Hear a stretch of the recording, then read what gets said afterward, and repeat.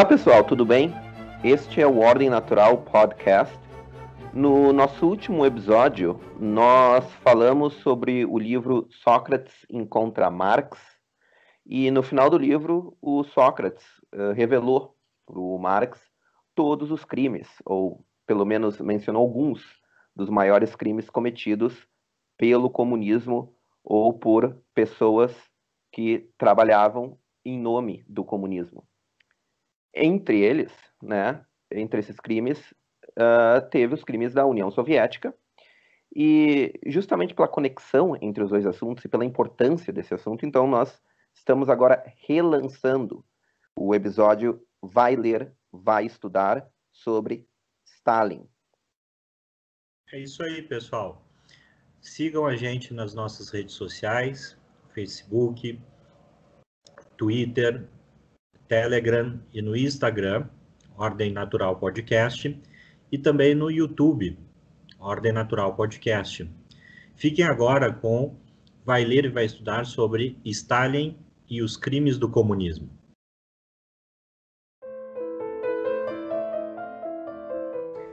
Este é o Vai Ler e Vai Estudar. Nesse primeiro episódio, nós vamos indicar materiais de estudos, principalmente livros, a respeito de um sujeito muito querido, digamos assim, na história, chamado Joseph Stalin.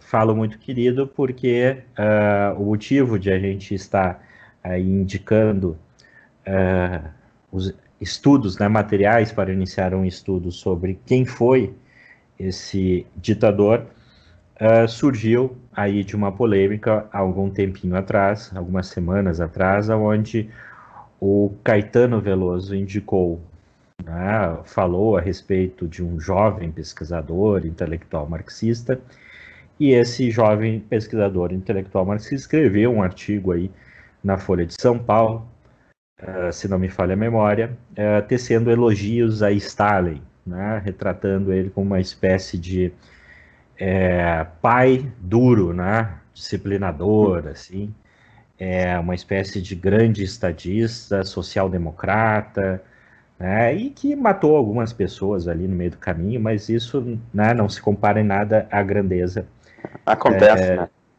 desse ditador.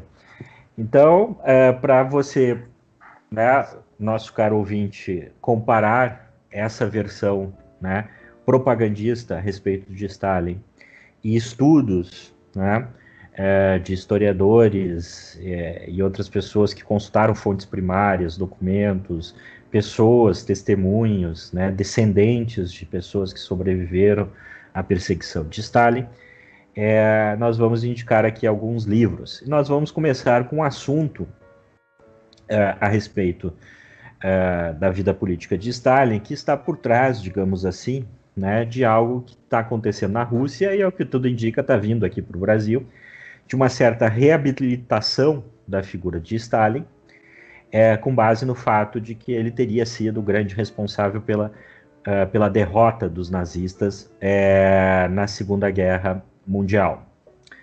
E eu vou recomendar, então, dois livros a respeito disso. O primeiro livro é de um autor chamado Viktor Suvorov, que na verdade é um pseudônimo do nome verdadeiro chamado Vladimir Rezun, que é um agente, um ex-agente da inteligência militar soviética, que fugiu para o Ocidente, pediu asilo no Ocidente e vive até hoje escondido, porque teve uma sentença por causa dessa fuga aí para o Ocidente, teve uma sentença de morte pela Corte Militar Soviética e que até hoje a Rússia recusa-se a perdoá-lo. Então é um sujeito que tem que viver aí mais ou menos escondido, sob o risco de ser morto pelo que ele conhece a partir do seu trabalho na inteligência militar. E ele escreveu um livro chamado O Grande Culpado, o plano de Stalin para iniciar a Segunda Guerra Mundial. É um livro que é uma combinação do que ele conhece, a partir da vivência dele como agente de inteligência e novos documentos que estão sendo aí liberados na medida que a União Soviética caiu, e principalmente aí nos países satélites, né, alguns documentos de inteligência estão sendo liberados e essa história aí tá sendo contada. Esse é um livro onde o Suvorov fala que o Stalin, né, na verdade, ele incentivou o Hitler, porque o Stalin tinha uma pretensão, né, que vinha de inspiração do Lenin, que era espalhar a revolução para o mundo, né? E você espalharia a revolução para o mundo, segundo Lenin, né? E Stalin adotou essa ideia para si, num contexto de uma guerra mundial entre as potências capitalistas, aproveitando então a instabilidade de uma guerra mundial e a fragilidade das potências, assim você conseguiria então passar por cima delas e exportar o modelo de revolução socialista para o mundo. E uma vez que o Lenin, no contexto da Primeira Guerra Mundial, não havia conseguido isso, o Stalin, segundo Suvorov, adotou para si esse modelo e viu no Hitler o instrumento a ser incentivado para deflagrar a Segunda Guerra Mundial, né? Segunda Guerra Mundial. E uma vez que Hitler teria avançando na Europa, né, e fragilizando, né, fazendo, digamos assim, o trabalho sujo, fragilizando as potências capitalistas, Stalin ficaria ali, né, numa aliança com Hitler, que era o Pacto de Não Agressão, se preparando para então tomar de Hitler e pousar como o liberador da Europa do nazismo e assim promover a revolução, uma vez que toda a ordem política havia sido destruída. Aproveitando o próprio enfraquecimento dos nazistas, né, no curso dessas... Exatamente, porque a guerra cobra também um custo para quem está vencendo, e naquele momento ali o Hitler estava vencendo. E aí ele fala uma coisa que é muito interessante, o Suvorov, né,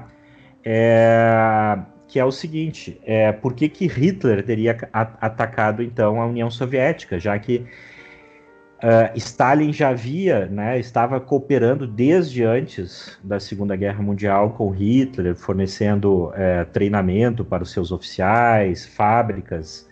Eles, inclusive, invadiram, né, e destruíram a Polônia juntos, né? Exato, né?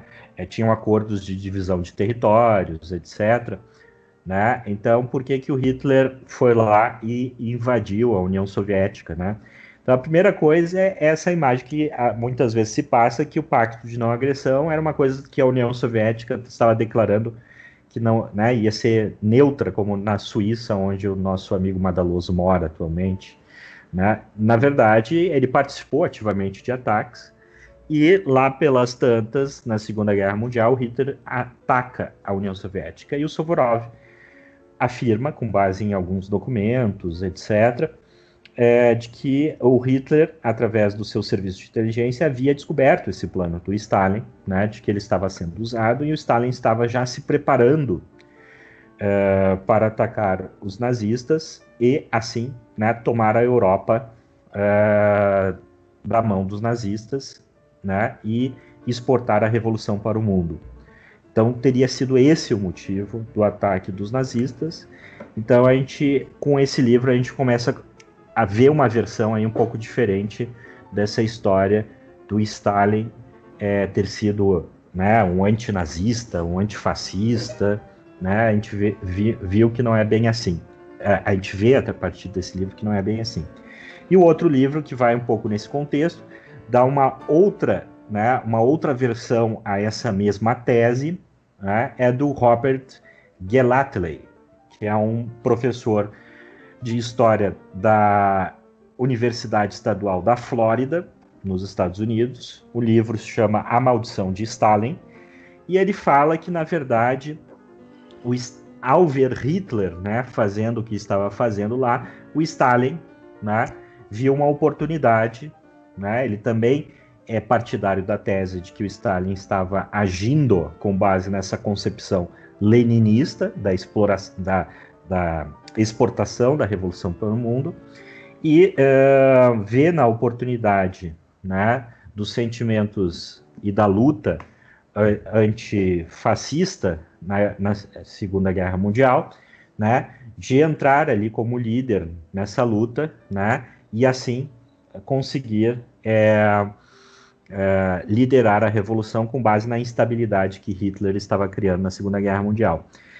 E o Gallagher diz que isso é a origem da Guerra Fria, né? Na medida que o Stalin entra ali para liderar o esforço contra Hitler, ele estava buscando justamente, né, esse processo de se aproveitar da situação e exportar a revolução para o mundo. E essa teria sido a origem, né, a provocação da Guerra Fria, aonde o Stalin, né, a partir da construção de um certo culto da personalidade em torno dele, né, vira uma referência para os demais ditadores comunistas do pós-guerra, de como implantar um regime comunista, governar a partir do terror. Ele se torna uma referência, inclusive, segundo o Robert Gallatin, inclusive para a própria China, né, do Mao Tse-tung.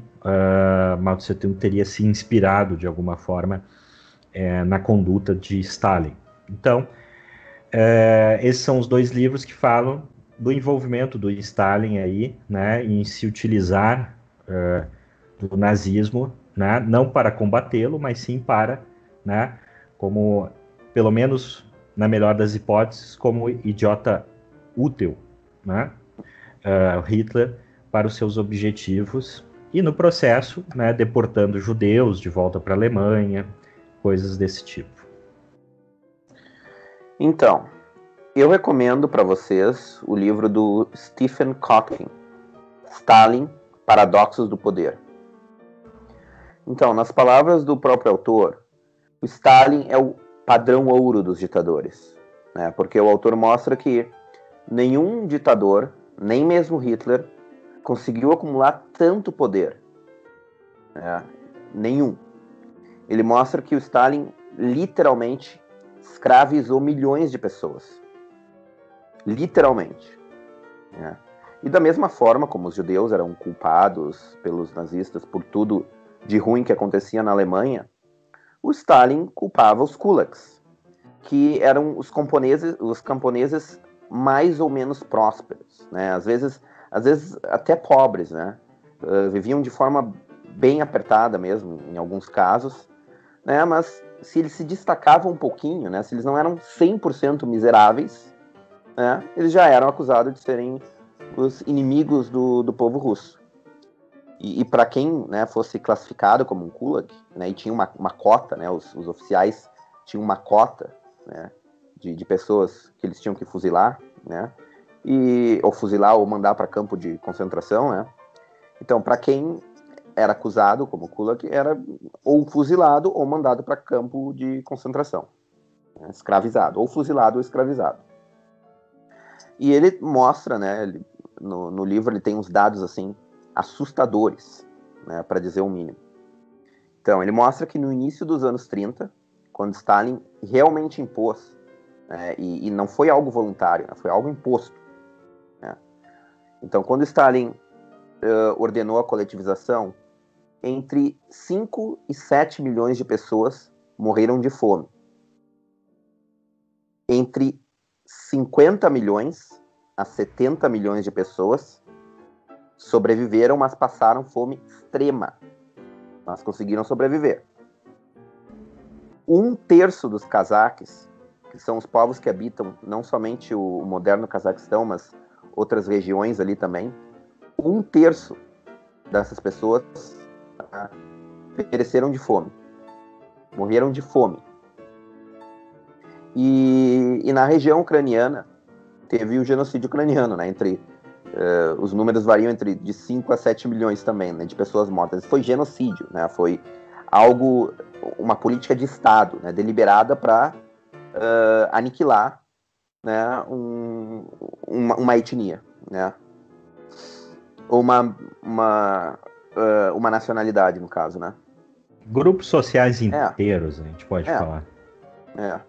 Ou seja, é evidente, né, que se trata de o Stalin é um monstro, né? Ou seja, não tem nada desse ditador aí que teve que fazer algumas coisas, né, não muito boas assim no meio do caminho, mas no geral, né, ele falou, não, ele é um monstro.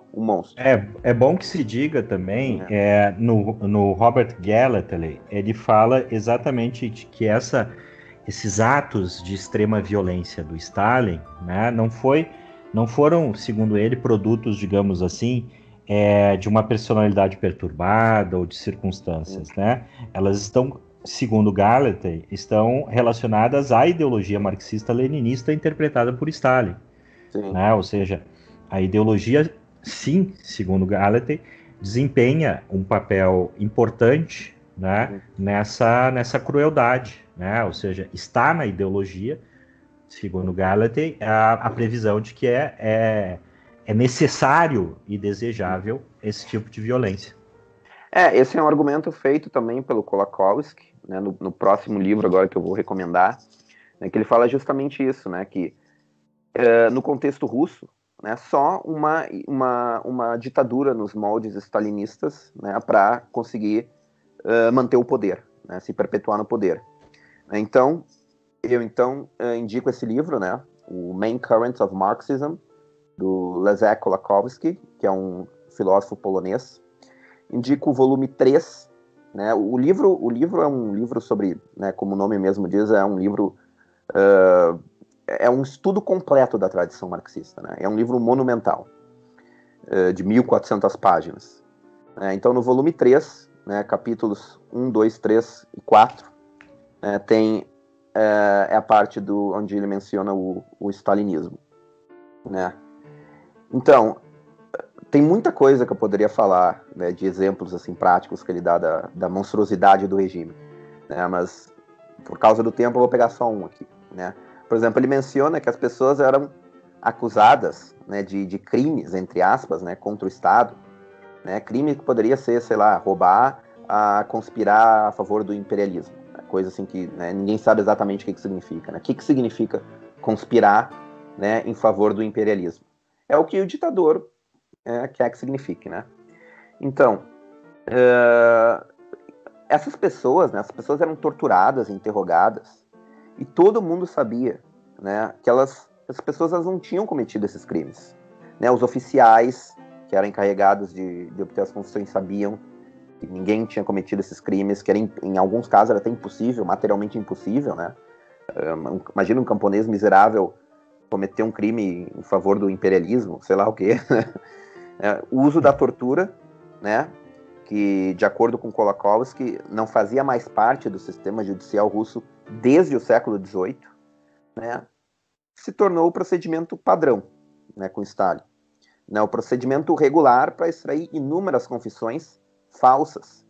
Né, e uma coisa interessante, a vítima tinha que assinar pessoalmente a confissão. A assinatura não podia ser forjada pelo oficial. Né? Por quê? Porque o regime queria destruir psicologicamente, né? acabar com a alma da pessoa, destruir a alma da pessoa. Né? E os poucos que resistiam à tortura, né, geralmente acabavam cedendo depois que, né, que ouviam que, por não colaborarem, né, que eles teriam toda a família morta. Né? Enfim, o próprio Stephen Kotkin, né, que eu mencionei, ele também mostra que o Stalin estabeleceu cotas, né, como eu tinha dito, de um número mínimo de kulaks em cada região deveriam ser deportados ou fuzilados, né. Mas o problema, assim, às vezes se tu preenchesse essa cota, né, se o oficial preenchesse essa cota, ele poderia ser executado também, né. Por quê? Por ter matado as pessoas erradas. Se ele não preenchesse, se o oficial não preenchesse, ele também poderia ser executado. Por quê? Por não ter, enfim, preenchido a cota, né? Ou seja, nós estamos falando de um monstro, né? Foi o regime mais despótico, tirânico e absurdo que já existiu na face da Terra. Eu acho que né, quando se chega nesse nível de maldade, assim, é muito.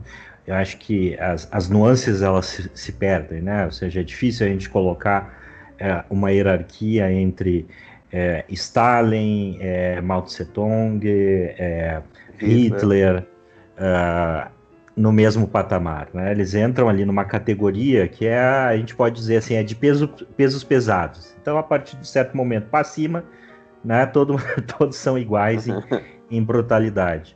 É nesse sentido dos crimes de Stalin, né, e da brutalidade do seu regime, essa questão da fome, do colapso, né, e de um certo genocídio pela fome. O principal caso que nós temos aí é da Ucrânia, né, o chamado Holodomor. Tem um livro que eu quero indicar da Anne Applebaum, chamado A Fome Vermelha, a Guerra de Stalin na Ucrânia. É um livro muito interessante também, né, baseado aí em fontes novas, documentações, traz algumas imagens também assustadoras das condições. E ela fala exatamente isso, né? Ou seja, foi um projeto de escravização dos ucranianos, né? Porque a Ucrânia é conhecida como o celeiro da Europa.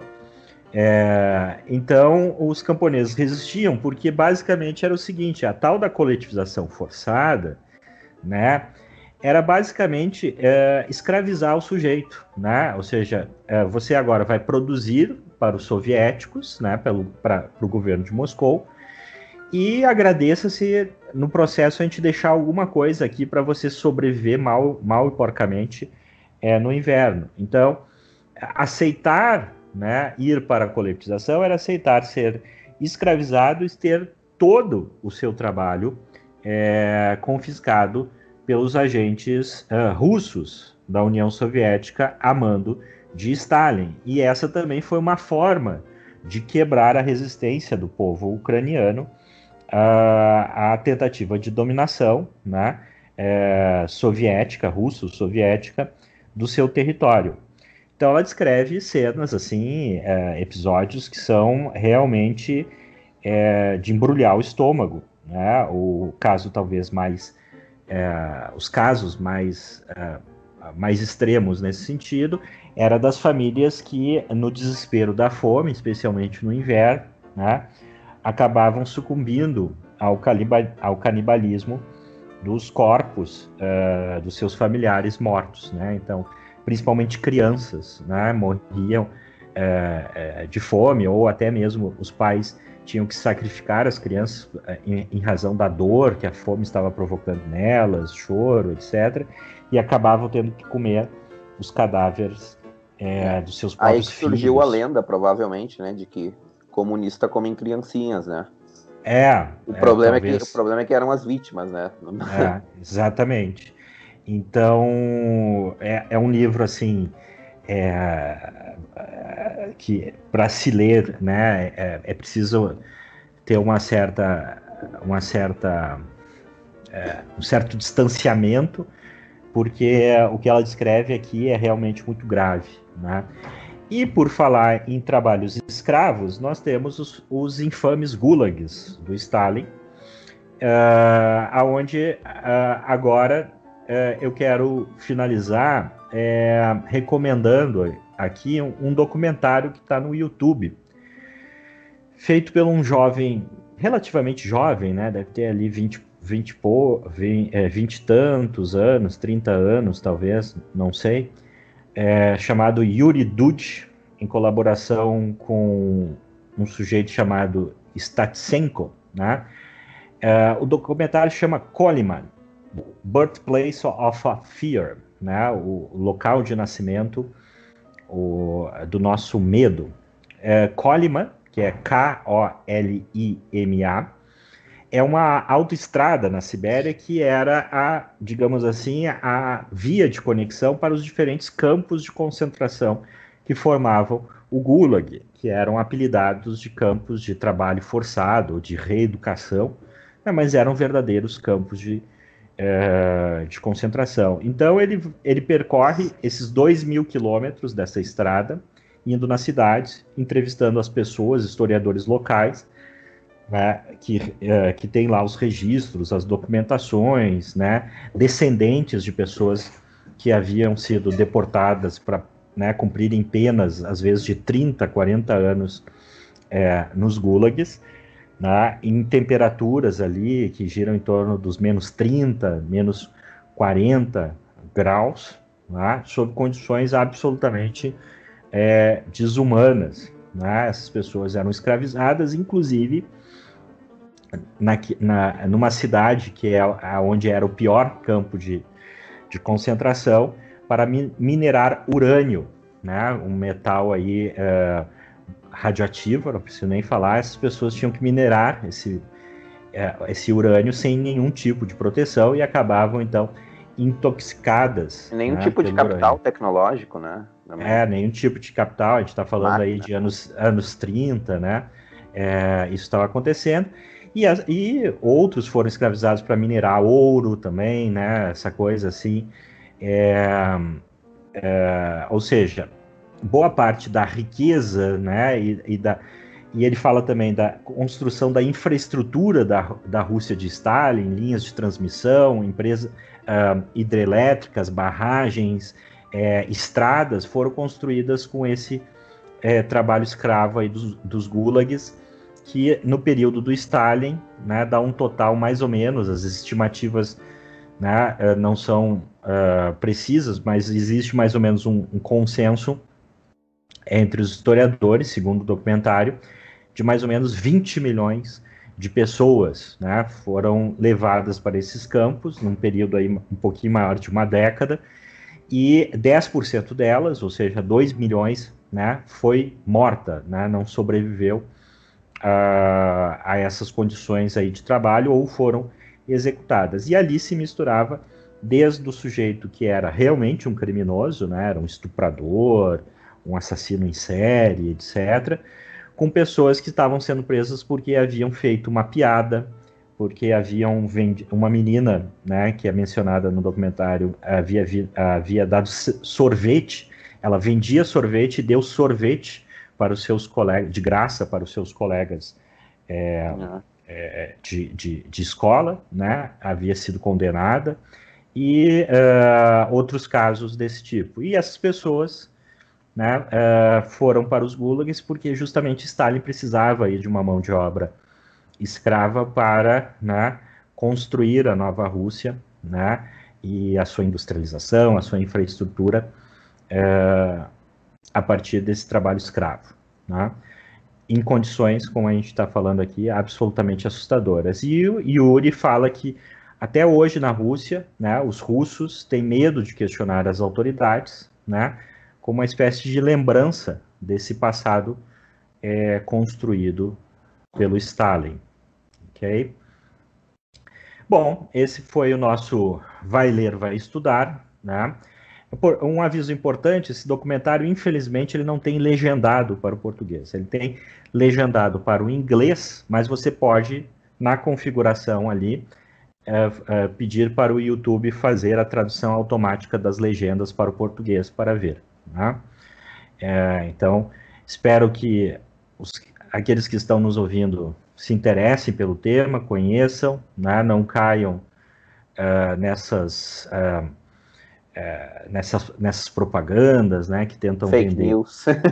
Fake news, né, para usar um termo da moda, que tentam vender a coisa, né, botando para debaixo do tapete a dor, o sofrimento, a humilhação de milhões de pessoas, né, como se elas não importassem, né. O importante mesmo é a construção desse paraíso, né, comunista. Leiam, e assim nós encerramos o nosso primeiro episódio do Ordem Natural. Espero que vocês tenham gostado, tanto quanto nós gostamos de fazer, e vamos continuar assim com esse projeto, com esse podcast do Ordem Natural. Um abraço a todos e até o próximo episódio.